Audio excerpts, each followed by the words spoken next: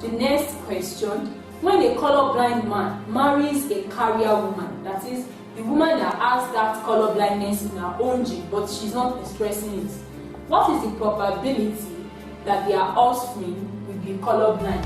It's just like having this: the man is colorblind. Let's use colorblind, and the woman is a carrier. So the probability that their offspring will be colorblind, capital C, capital C, small c, capital C, capital C, small c. So these ones, they are normal. What is the probability of their offspring being colorblind? This is it. Since this is color blindness, the man is colorblind. Colorblind man, carrier. So this is not normal. This is colorblind. This is colorblind. They don't have a normal child. So colorblind. That's 2 out of 4. That is 1 over 2, or what we call 50%. That's the probability. Probability is 50%, or 1 over 2, for the child to be colorblind. The last question that we'll be considering, okay, we have 2 more questions we'll be considering on this. The first one says, to which blood group do universal recipients belong? You should be able to answer that up and now.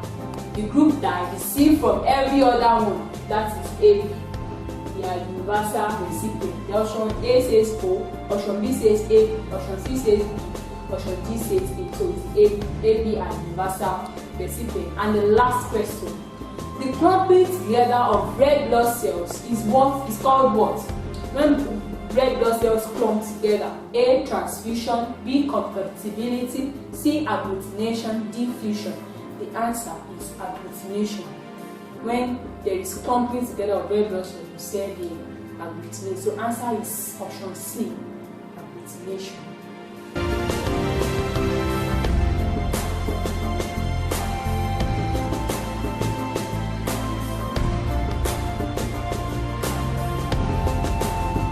The next topic we'll be looking at is broadly ecology. So we'll be looking at JAMB past questions that have treated ecology. We'll be looking at the various questions and how we can answer them. The first question says, toads and lizards in an ecosystem depend on a limited quantity of food. This is an example of what? A, parasitism; B, intraspecific competition; C, predation; D, interspecific competition.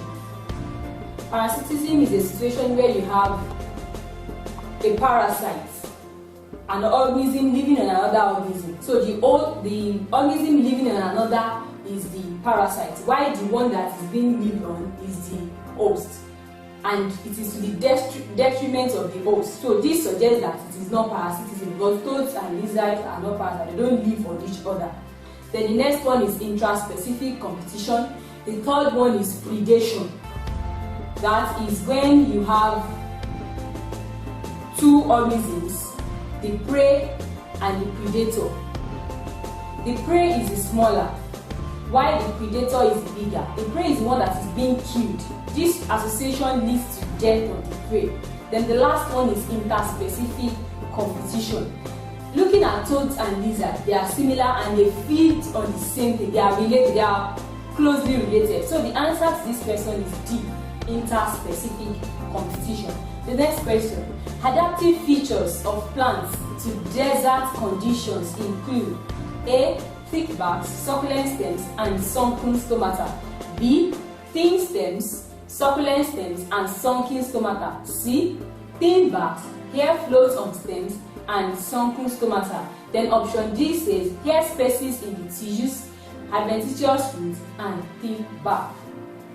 One thing that should be at the back of your mind when you see this kind of question is to know, okay, what is a desert condition? A desert condition is a situation where there is no water, there is limited water, it's a dry environment. So how do plants in those areas survive? as much as possible, they reduce everything that will take water from them. They reduce water loss seriously. They develop every strategy to reduce water loss because water is not even available. So the little they have, they keep it jealously. So the answer is A. Thick barks, succulent stems, and sunken stomata.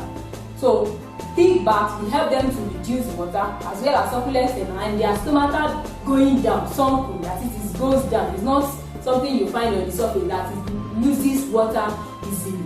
So the answer is option A. Thick barks, succulent stems, and sunken stomata. The next question.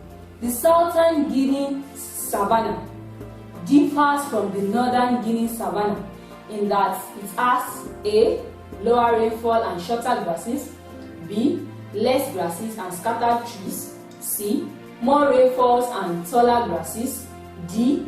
Less arboreal and burrowing animal. The southern Guinea savanna differs from the northern Guinea savanna in that it has more rainfall and taller grasses. That's what we have in the south. There is more rainfall in the south, then the grasses are taller. The next question. After a heavy rainfall and the formation of a large pond, the most likely sequence of changes in the vegetation of the pond is, we have A. Iglina, water lily, spirogyra, then grass. B. Water lily, spirogyra, grass, then iglina.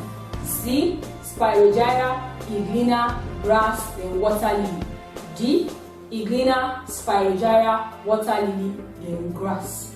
Looking at this question, we are trying to look at what are the likely organisms that you find in succession there. The answer is C.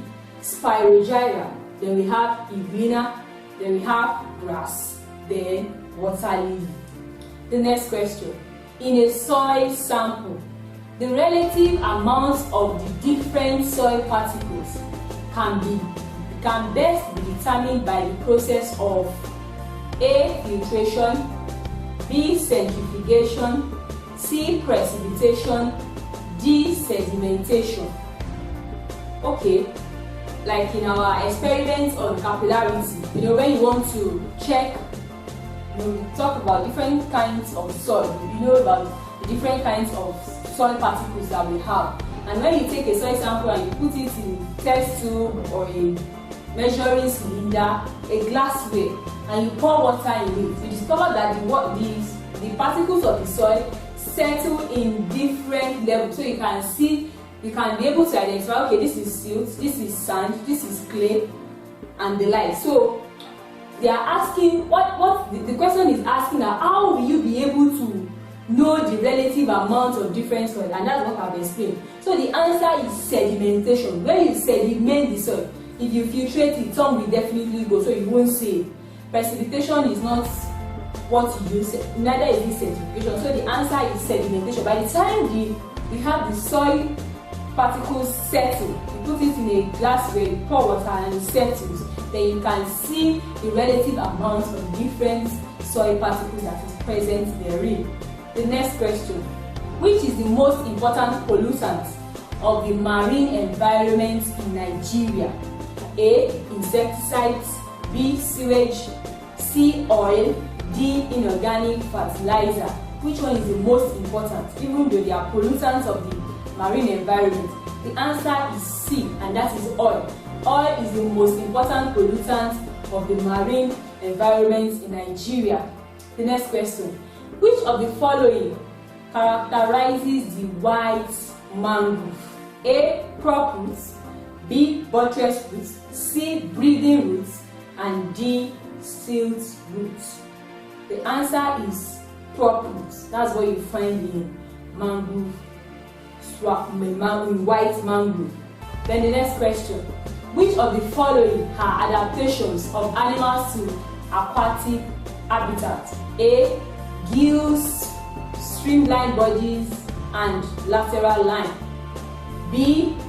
Lateral line, streamlined bodies, and lungs. C. Gills, scaly skin, and lungs. D.